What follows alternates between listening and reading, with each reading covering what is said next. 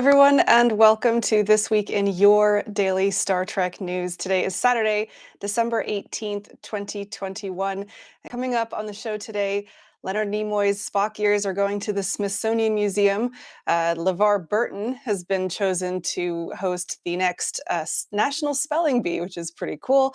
And also a Star Trek executive producer has exited the building. My name is Alison Pitt, and today's show is supported by people like you through Patreon. Find out more and add your support at patreon.com/Daily Star Trek News.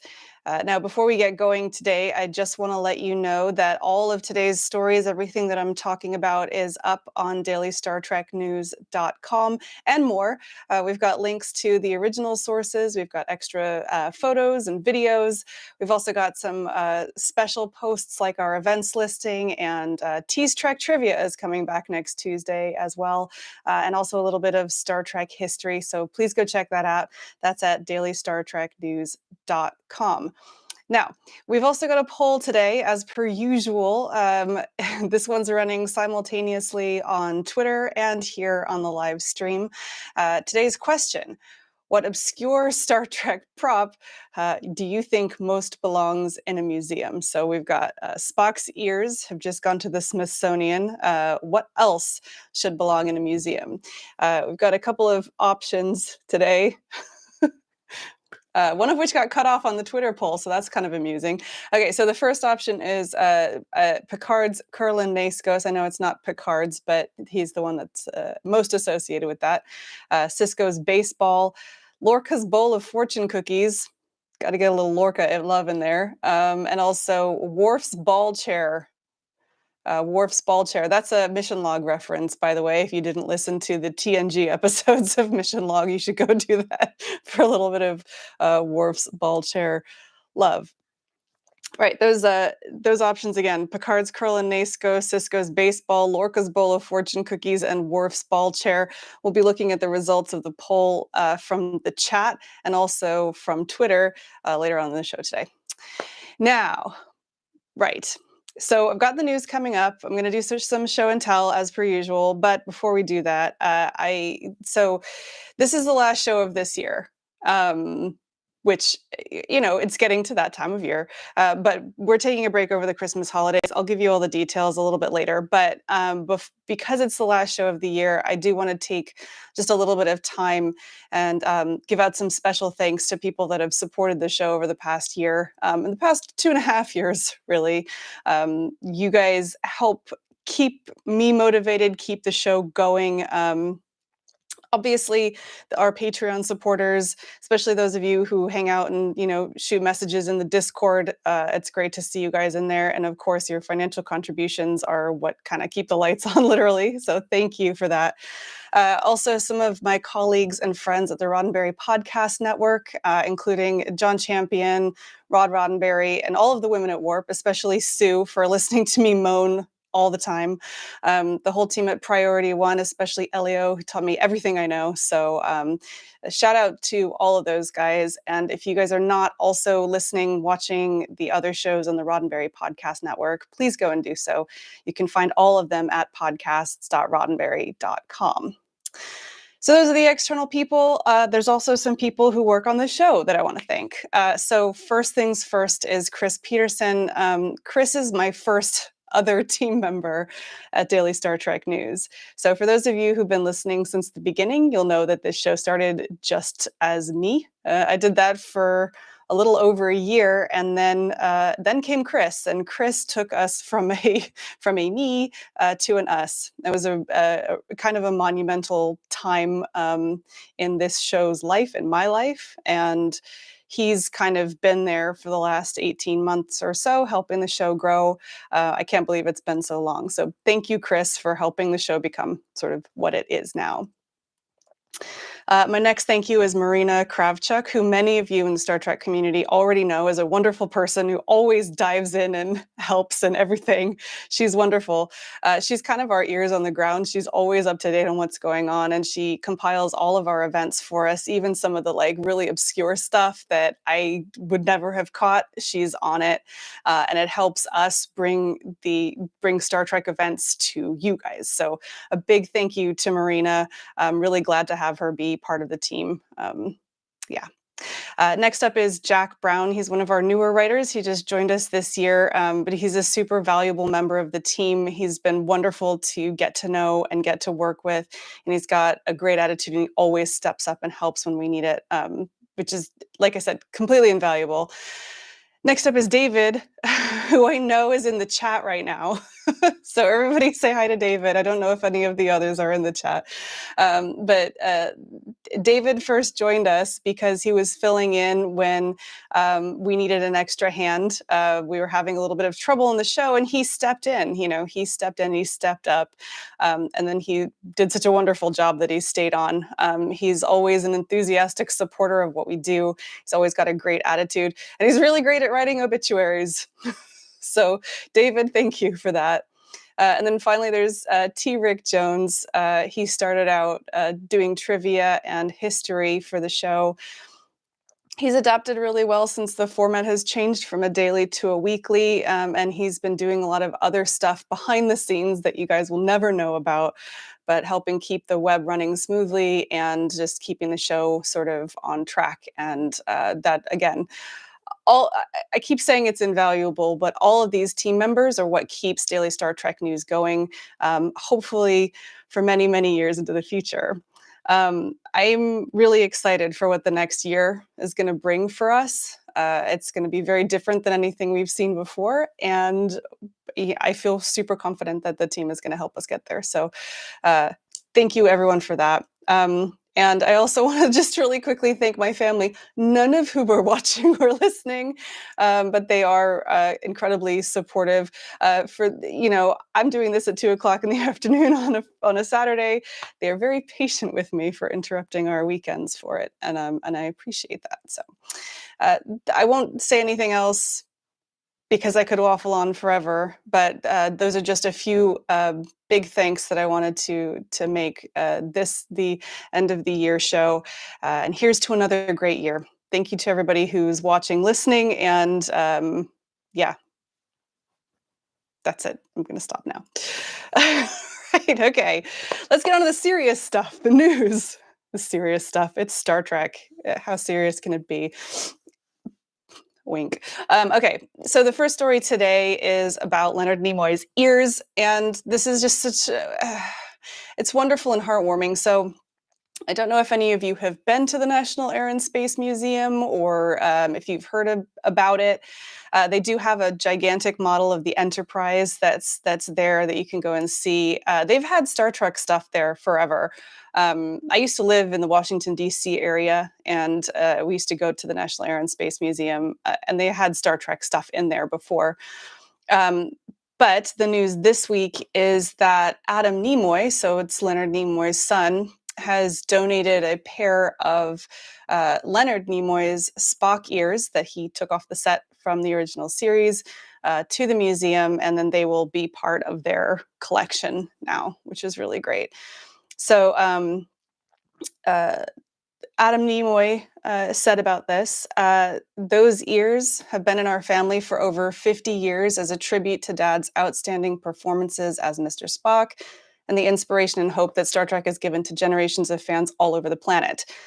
Today, it's my honor to donate the iconic Spock ears to the National Air and Space Museum, home to the Starship Enterprise studio model, where they can be experienced by visitors firsthand. It's, I think everybody who's watching or listening understands that Star Trek has been pretty culturally impactful. To have a pair of prosthetic ears be part of an exhibit in the National Air and Space Museum, which, by the way, has actual rockets that have actually been to space and like Sputnik and stuff. That's a pretty big deal. Anyway, you can find out more about the ears and other parts of their collection that they've got going on at arenspace.si.edu. Right. Next one. It's another. Do you know what? So we're winding down to the end of the year, and there's actually not a lot of news going on as people are off doing holiday things and taking breaks and whatever. Some of the stories this week have been just wonderful, and this is one of them. LeVar Burton, everyone's favorite, LeVar Burton has been selected to host next year's Scripps National Spelling Bee. It's the 94th annual Scripps National Spelling Bee, and it's going to take place next June. The announcement was made on Thursday or Friday, I can't remember which, and it's wonderful news for him. LeVar Burton has had a big year. He was in the running for that other show, which shall not be named. And I think not getting that show is probably one of the best things that's ever happened to him, because off the back of that, he's been selected to host a new Trivial Pursuit game show, which should be, hopefully, it's in development right now. I don't know what the status of it is. He was selected as the Grandmaster, I can't remember what the name of it is, for the Rose Parade, which is a big deal here in Pasadena, and also now the Scripps National Spelling Bee. So here's what the executive director of the Scripps National Spelling Bee had to say about LeVar Burton. The selection of Mr. Burton as host aligns with the mission of the Scripps National Spelling Bee to have such a prominent advocate for children's literacy involved in this special and unique competition is a perfect match. We have the same goals: to educate tomorrow's leaders and build reading competency in all young people. And LeVar Burton himself, he said of this honor, he said, "Hosting the Scripps National Spelling Bee will be an honor. Like a lot of folks, I look forward to the competition every year, and I'm excited to be a part of this wonderful tradition that celebrates excellence." So congratulations to LeVar Burton. Like I said, this is going to take place in June of next year. It should be on cable and streaming platforms, and we'll have more details as it comes out. I'm a big fan of the spelling bee. I was in the spelling bee. So well done to LeVar Burton. All right. I've just got one more story for today. This one's it's less exciting, I guess, but I find it very interesting. I'm kind of curious to see what's going to happen afterwards. I said at the top of the show that a Star Trek executive producer has exited the building. And that's true. That person is Heather Caden. She was president of television for Alex Kurtzman's Secret Hideout production company. And they've been a pair ever since the beginning of the Star Trek universe as it is now. So Heather Caden she is listed as an executive producer on Star Trek Discovery, Star Trek Short Treks, Star Trek Lower Decks, Star Trek Prodigy, and Star Trek Strange New Worlds. So her exit, well, it's hard to say what the impact is going to be, but certainly it's not going to not be felt. So here's what Alex Kurtzman had to say about her departure. By the way, her leaving is to pursue quote unquote other opportunities. I don't know, but here's what Alex Kurtzman had to say about Heather Caden's departure. Heather and I have spent 12 extraordinary years together, and in that time, she's been a brilliant creative force whose passion and dedication have been felt by the many writers and directors we work with at Secret Hideout. I'm certain she'll carry that passion into the next phase of her amazing career, and I wish her every success and happiness on her bright road ahead. Heather Caden said, over the past 12 years, I've had the privilege of working with some of the best writers, actors, and directors in television, and I'm excited to build on that in this next chapter of my career. So good luck to Heather Caden in her next ventures. And all you guys who are constantly going on about Alex Kurtzman being fired, have a field day. That's all I have to say. All right, so that's really the big news for this week. But that's not the only thing that's going on. So I'm going to take a little break here for just 1 second. We are going to come on to show and tell, And of course, I've got the poll results coming up in just a minute, but two things. Number one, I do want to remind you that everything we do here is supported by folks like you through Patreon. That's at patreon.com/Daily Star Trek News. You can support us from just $1 a month, and we have an annual discount. So if you buy the whole year at the same time, you get a discount. It works out to be about $10 a year.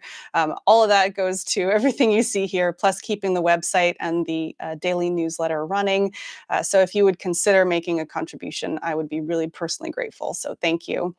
Don't forget to vote in the poll, but that's not what I was talking about, right? Housekeeping stuff. So I said at the top of the show, this is the last show for 2021.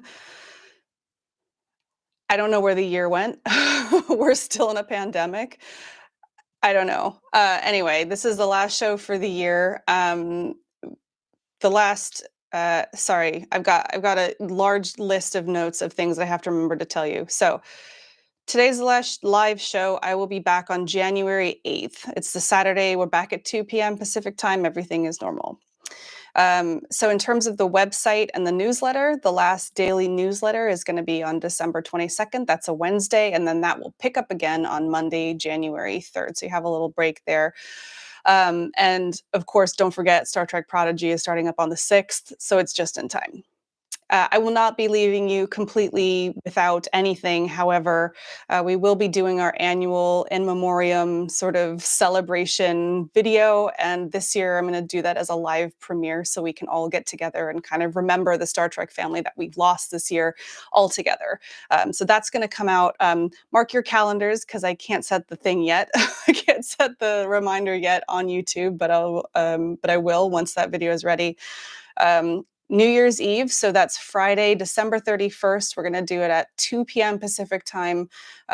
Just a quick video to remember all the people that we've lost this year. So I really hope that you'll join me and we can all reminisce about those people together. And it should be a little nice holiday get-together event. Anyway, those are the things. Once again, yeah, there's a break on the newsletter. We're breaking on the 22nd and we'll be back on the 3rd and we'll be back here live January 8th. Mark your calendars. All right. Okay, so the next part of the show is show and tell. So real quick, as I'm doing this, please, if you guys get a chance to share and press the little like button, that helps me. Thank you. Right, so this show and tell, like so many, is a fun thing, and it also has a story. Actually, I want to show you this one first. So this, there we go. Look at that. This is a wooden model of a Klingon bird of prey. And I've also got another similar one here, which is a NCC 1701. There we go. No bloody A, B, C, or D. So these are from IncrediBuilds, and you can buy them on Amazon or various other places. They're cool. They're like little balsa wood. You put the pieces together. There is a story behind these. These were actually sent to me last year, not put together. They were sent to me last year around about the second week of March. And I had intended to put them together and do a product review of these. I think they were on pre-order at the time. And then the pandemic happened and it kind of never happened. Never did the review or anything. And they've been sitting on my shelf ever since. These ones actually were put together by my kids. So they're kind of cool. The ones that you see online, you can paint them too. And I don't know if you can see on the detail. They've got that too. So yeah, they're cool. Because, well, I have tons of Eagle Moss stuff sitting around, but these are something a little bit different. They look really cute on the shelf. And I thought I might as well show you guys because if you're stuck and you want a Christmas gift, they might be a really good option. They come in a little book. And in fact, I thought I had a book. They come flat, obviously. It's about that big, and it actually comes with a little information book about the thing. And so they're a really nice gift. Even my youngest one, who was 10 at the time or 9, managed to put one together. And so anyway, they're an idea. I like them, and they sit on my shelf. I've never painted them because I actually like them just wooden. But yeah. So, so there's that. Those are, once again, those are from IncrediBuilds. You can get them on Amazon. I'll put an affiliate link down in the description, but they're really cute and something just a little bit different. So that's show and tell. Right. Okay. I'm going to go ahead and end the poll here shortly. And I'm going to say hi to some folks in the chat. You have 1 more minute to make your voice known in the poll. Right, go away. Okay, so Anne, Tim, Wardogheim, Robert, Paul, BC. It's nice to see some familiar faces in here. Thank you guys for turning up and chatting. I know I saw David in there earlier. Hi, David. Christoph, thank you so much for joining us, Christoph. I know this is late for you. Todd. So Todd in the chat asks, Alison, you mentioned Discord. There is a Discord. It's a Patreon perk at any Patreon level from $1 up. So go to patreon.com/Daily Star Trek News. You get special Patreon privileges in that you get to come onto onto the Discord. And it's not super active. I don't want to missell it, but when we do chat in there, and it's wonderful to see everybody. BC says, Ala Moraine, listen, BC, that makes me so happy every time you post that in the chat. I mean, don't spam it, but thank you, because that is literally one of my favorite Star Trek episodes. Don't flame me, because it's completely ridiculous, and it's got a memorable catchphrase. So, Ala Moraine to you too. Anyway, did I say hi to Anne?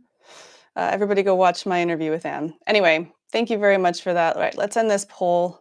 And while that's thinking, I'm going to flip over to Twitter and see what's going on this week. Oh man, listen, I'm going to stop including Deep Space Nine based questions on my poll because they're always they always blow everything else out of the water. So you can guess. All right, let me back up a second. Right, once again, that question was, what obscure Star Trek prop most belongs in a museum? And leading the poll on Twitter with 73% of the vote is Cisco's baseball. I don't know why I'm surprised. But in second place with 24.3% is Picard's Kurlan Naskos. I don't know what's wrong with you guys, because really, obviously, that's the one that should be in a museum because it's actually archaeologically significant. But that's okay. What's funny is that, so Lorca's Fortune Cookies comes in third at 2.7%, and Worf's Ball Cha comes in at 0.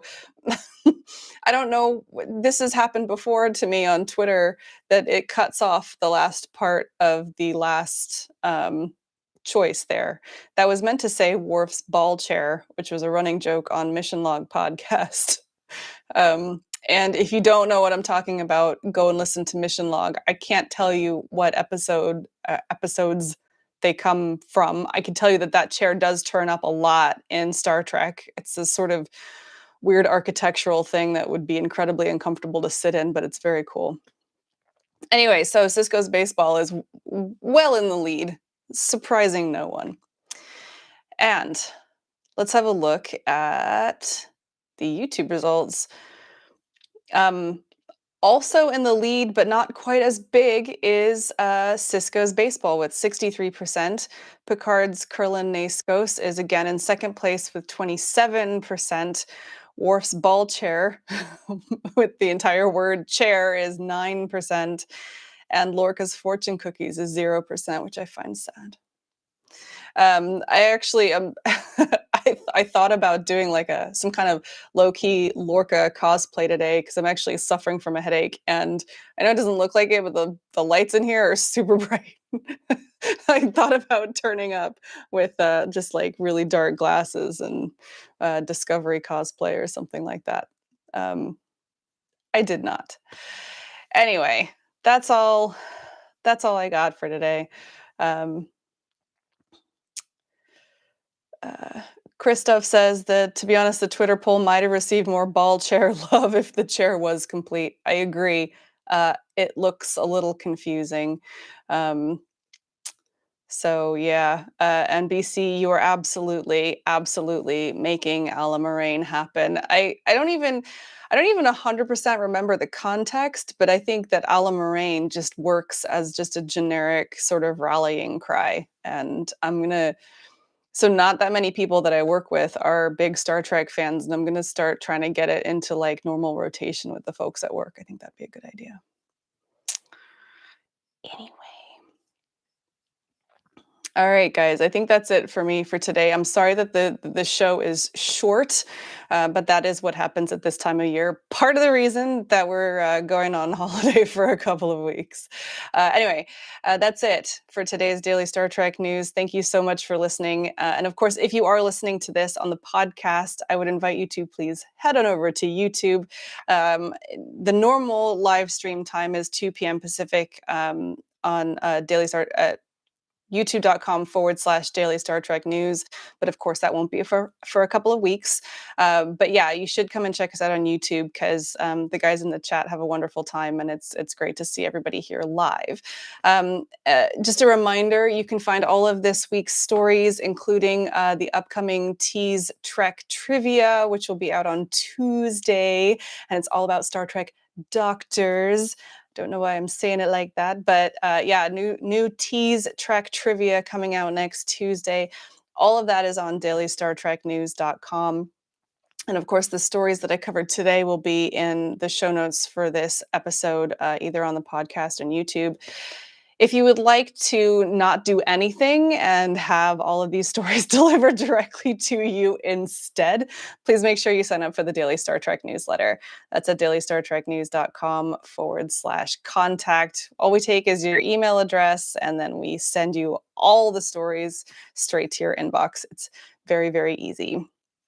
Anyway, thank you again for listening. This show is produced by me, Alison Pitt, and this week's stories were written by Chris Peterson, Marina Kravchuk, Jack Brown, T. Rick Jones, and David Powell.